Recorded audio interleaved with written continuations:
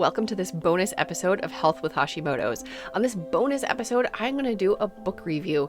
With any book review that I give positive ratings to in these bonus episodes, there will be an affiliate link down below in the show notes so that you can grab that book ASAP, or you can always check it out from your library. I love my local library.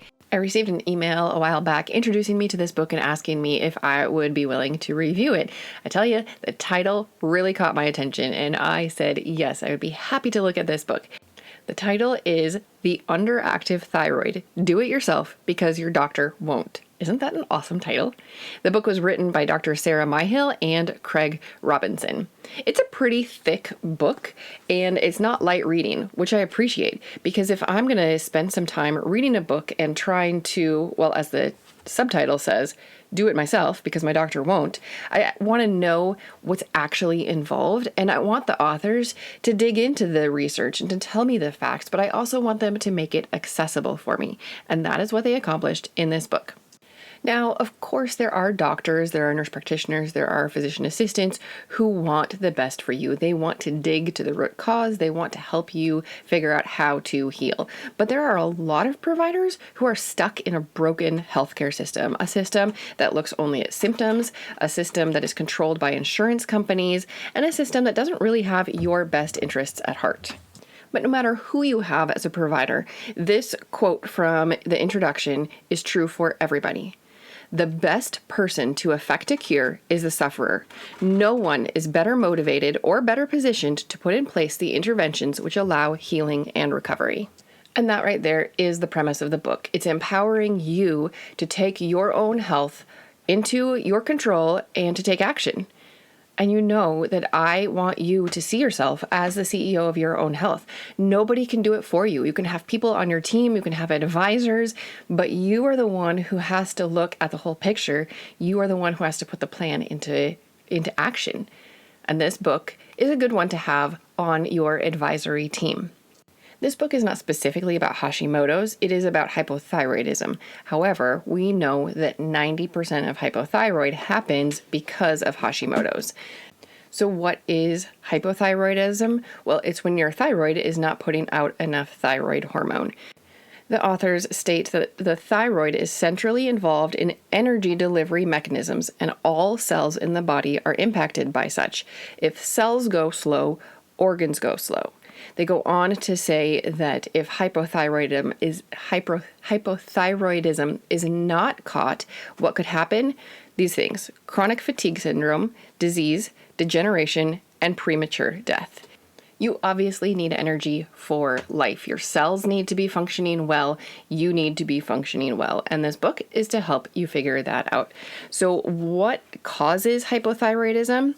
There are 3 things that this book attributes hypothyroidism to.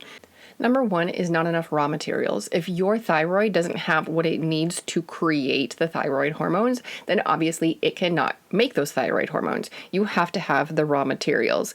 Raw materials include things like selenium, zinc, vitamin D, copper, iron, and then the big one in this book, they focus on iodine. Now, iodine in the Hashimoto's world is very polarizing. You have really well-researched experts come very strongly on both sides of this issue. There are people who argue very, very much for a low iodine diet, and there are people just as well-researched who say exactly the opposite, and they say that you need to have iodine. In fact, you need to supplement. Both sides are very well-researched. Both sides have some validity. And that is where you come in as the CEO of your own health. And this is a tricky issue because there's so many really good arguments on both sides. This book presents iodine as something that everybody needs. It says that because your thyroid puts out thyroid hormone, which is created with iodine, you need iodine. So if you're very opposed to iodine, this book could open your eyes to reasons on the other side, and it can give you something to think about. The second reason the book says that people become hypothyroid is autoimmunity, which we talk about a lot here on this podcast. And then the third is actually vaccination. The book does not spend a lot of time on vaccination. It barely mentions it, in fact, but it is listed as the third most common cause of hypothyroid. Other things are also listed, like vitamin D deficiency, inflammatory diets, viral infections, toxins, and injuries. And the book doesn't necessarily talk about each of these subjects individually. It is focused on your hypothyroid and how can you help your thyroid. Regarding autoimmunity, the authors say this: probably autoimmunity can be reversed. Life is not a battle, but a war. Skipping down in that paragraph, it continues, there is no single tool to switch off autoimmunity. You just have to put in place as many interventions as you possibly can and hope that your clever immune system will work it out and stop misbehaving. I really love that. Your body is designed to be an incredible system, and we need to support our body and each system as best as we can so that each system and our body and ourselves as whole people, we can function to the best of our ability. And that leads me to them talking about stress. The authors describe stress in a way that I have not heard it described before, and I really like their approach. Oh my goodness, my cat keeps trying to nudge up against my microphone. All right, so the primary author is Dr. Sarah Myhill, and Craig did the writing and he adds the humor. I really think that they complement each other very well. Anyway, they talk about stress in this way. Stress is the symptom we experience when the brain knows it does not have the energy to deal with demands. Isn't that just mind-blowing? I love that description of stress. I'm going to read it to you again. Stress is the symptom we experience when the brain knows it does not have the energy to deal with demands. I really like that they describe stress as a symptom, and it's because your brain knows that it can't rise up and conquer whatever is before it. It helps me see stress in a little bit different way. I don't think it's the entire whole picture of stress, but I really like that perspective. So the book has some recommendations on how you can help your thyroid work better so that you don't have hypothyroidism anymore. And the first one is very, very strong opinion in this book. In fact, it says if you're not going to follow recommendation number 1, don't even read this book. And I'm not paraphrasing or anything when I say that. The direct quote is, if you are not prepared to go PK, then please stop reading now and pass this book on to someone who is. So what is PK? What are they so strongly recommending? It is the paleo-ketogenic diet. And they do describe in this book why it's beneficial, why they believe everybody should do it.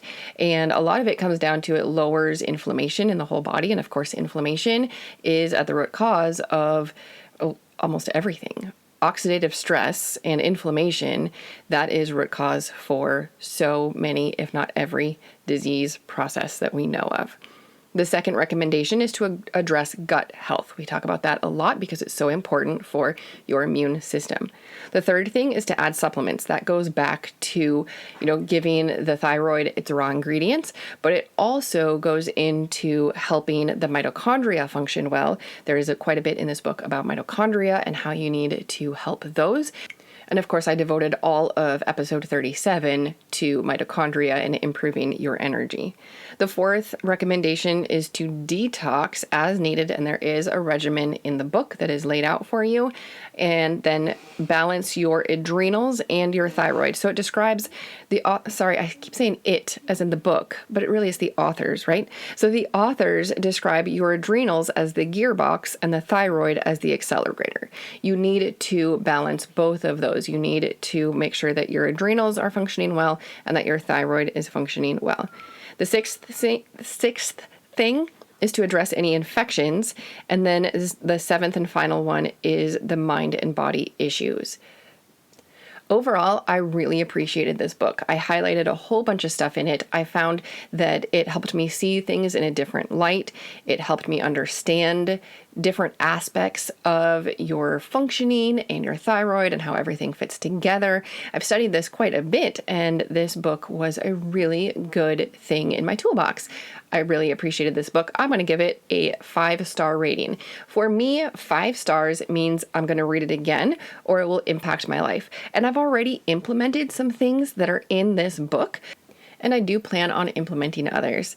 I am not going to adopt a paleo ketogenic diet. And so for that, I just kind of had to chuckle because I did finish reading that book and I am going to implement things. And I am giving it a 5-star, even though technically back on page 24, it told me to stop reading if I wasn't prepared to adopt that diet. I have several reasons that I'm not going to adopt that diet. I do not feel like it is appropriate for everybody. Are there health benefits to it? Absolutely. Do people who go on a paleo ketogenic diet lower their inflammation? Yes, they do. But there are other factors in people's lives, and I don't feel like one diet is appropriate for every single person across the board. It is not right for me in this season of life. If you're interested in why, let me know, send me a message, and I can tell you why. But I'm not going to do step 1. I'm not going to do a paleo ketogenic diet, but there are other things in their recommendations that I definitely am going to implement. And this book is a fabulous tool in my toolbox as I am the CEO of my own health and as I am addressing my Hashimoto's and my underactive thyroid. So if you are looking for a book that I'm quoting from the back cover now, that advocates for lifestyle measures, iodine, and natural thyroid glandulars, then this book might be for you. If you don't feel like your doctor is giving you the support that you need or want, if you feel like you want to dive deeper into hypothyroid and what you can do on your own, then this book is a great tool. As with anything that you read or hear or see, you have to filter it and figure out what's going to work for you. You have to figure out, does this match up with other things that I've heard, with other research that I've read, with other experts, and you have to figure out how things are going to work for you. No one person, no one book is going to have a complete broad spectrum answer for every single person. And that goes for this podcast too. I am giving you the best of my knowledge. I am making it as accessible as I can. I am giving you true, simple, and sustainable tips for whole health. But not everything I say is probably going to apply to you because you are an individual. So take control of your health, be the CEO of your own health, and take that next step into whole health. Thanks for listening to this bonus episode of Health with Hashimoto's. I would love to find out what you thought of this book as well. Have you read it? Are you going to put it on your wish list? Are you going to put it in your pile of to-read books? Head over to Instagram and find me at estherY.rn. Tag me in your stories or send me a direct message and let me know what your thoughts are about this book. If you have suggestions for other books that I should review for these bonus episodes, let me know that too. And as always, you can head over to healthwithhashimotos.com and you can download my free Hashimoto's 101 guide. It is your guide to understanding your Hashimoto's thyroiditis so that you can create a plan to health. Over on the website, you can also schedule a Hashimoto's health session so that you can figure out your next step on your path to health. This podcast is for informational and educational purposes only. Please be sure to discuss any concerns and plans with your trusted healthcare professional.